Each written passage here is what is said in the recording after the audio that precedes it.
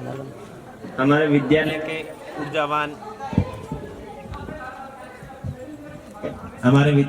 विद्यालय के ऊर्जावान ज्ञानविद और हमारे मार्गदर्शक सुमेर जी जाखड़, मैडम जी एवं सभी मेरे विद्वान साथियों, जैसा कि आप सबको विदित है, हम आज यहाँ कक्षा 12वीं की विदाई समारोह पार्टी के लिए एकत्रित हुए हैं, जिसमें क्लास 11 के द्वारा 12वीं को विदाई समारोह का यह प्रोग्राम रखा गया। पहले तो मैं सबसे पहले 11वीं क्लास के विद्यार्थियों को धन्यवाद दूंगा जिन्होंने 12वीं क्लास के लिए ये विदाई समारोह रखा। जीवन जीना आसान नहीं है, जीवन जीना आसान नहीं है। जीवन जीने के लिए संघर्ष करने की आवश्यकता होती है, संघर्ष की आवश्यकता होती है। बिना मेहनत के कोई महान नहीं बनता, बिना मेहनत के कोई महान नहीं बनता। पत्थर भी हथौड़ी की चोट के बिना भगवान नहीं बनता, पत्थर भी हथौड़ी की चोट के बिना भगवान नहीं बनता। अगर पत्थर को चीनी और हथौड़े के द्वारा अगर पीटा नहीं जाएगा, वो भी उसकी मार सहन नहीं करेगा, तो उसको भगवान का दर्जा नहीं मिलेगा। आप भी अपने जीवन में संघर्ष से हटोगे, पीछे जाओगे, अगर डरोगे, घबराओगे, तो आपको सफलता प्राप्त नहीं होगी। सफलता प्राप्त करनी है तो आपको संघर्ष करना ही होगा। बिना संघर्ष के कोई भी महान नहीं हो सकता।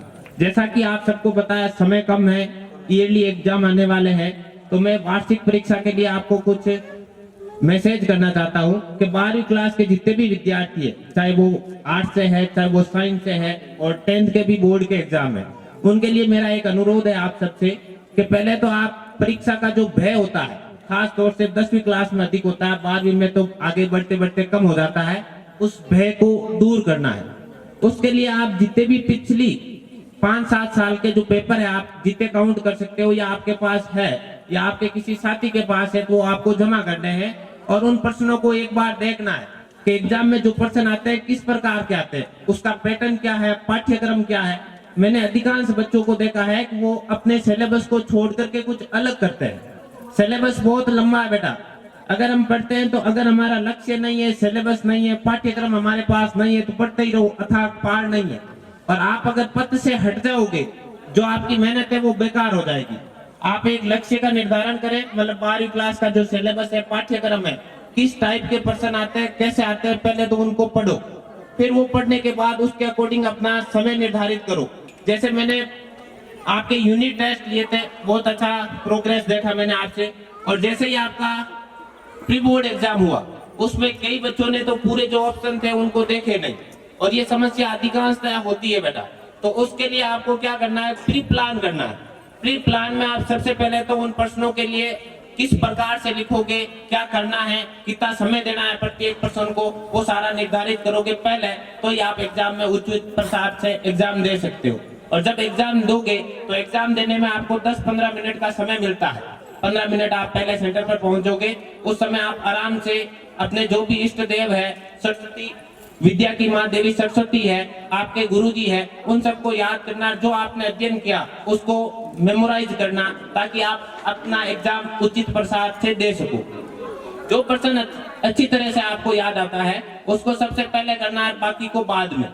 अगर आप पिछले 15-20 दिन का आपको समय मिलेगा, 15-20 दिन है अभी एग्जाम में, उस 15-20 दिन का आप अगर उपयुक्त प्रकार से इस्तेमाल नहीं करोगे अध्ययन में, और आपने अपने मोबाइल चलाने में, इंस्टाग्राम चलाने में, फेसबुक चलाने में अगर समय बर्बाद कर दिया, और अगर उनको नहीं छोड़ोगे, तो आपको परिणाम अच्छा नहीं प्राप्त होगा और आपको अपने पथ से दूसरे वे में चले जाओगे। अगर आपको सफलता प्राप्त करनी है तो आपसे खुद से प्रश्न करना है, मैं इंस्टाग्राम चला रहा हूँ, इसका प्रॉफिट क्या है, नुकसान क्या है, व्हाट्सएप चला रहा हूँ, कितने दिन के लिए अनइंस्टॉल कर दूं मैं इसको।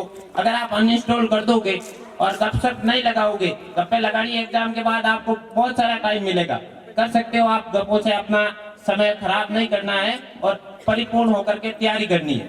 और जो तैयारी अच्छी कर रहे हैं और एक एग्जाम जैसे 12वीं में अच्छे परसेंटेज बना लेते हो, उसके बाद ऐसा नहीं है कि मैं एक परसेंटेज बना दिया आप तो मन को क्यों ना हो, नहीं मैं ही हूँ सब मोटो। तो अगर उस वक्त आपको मैं हो गया, घमंड आ गया कि मैं आगे कुछ, अब तो मेरे परसेंटेज बन गए, अब मैं कर लूंगा, तो आप एक जीत से कोई सिकंदर नहीं बनता। अगर जीतना है तो बहुत सारी मेहनत आपको आगे कंटिन्यू जारी रखनी पड़ेगी, जिंदगी भर मेहनत करनी होगी। ऐसा भी नहीं है गवर्नमेंट सर्वेंट बन गए और आपका लक्ष्य पूरा हो गया। जीवन में सफलता प्राप्त करनी है, अपना पथ निर्धारित करना है, अपना वजूद बनाए रखना है, तो जीवन भर आपको सफलता के लिए संघर्ष करना है। इतना ही कहकर के मैं अपनी वाणी को विराम दूंगा। धन्यवाद।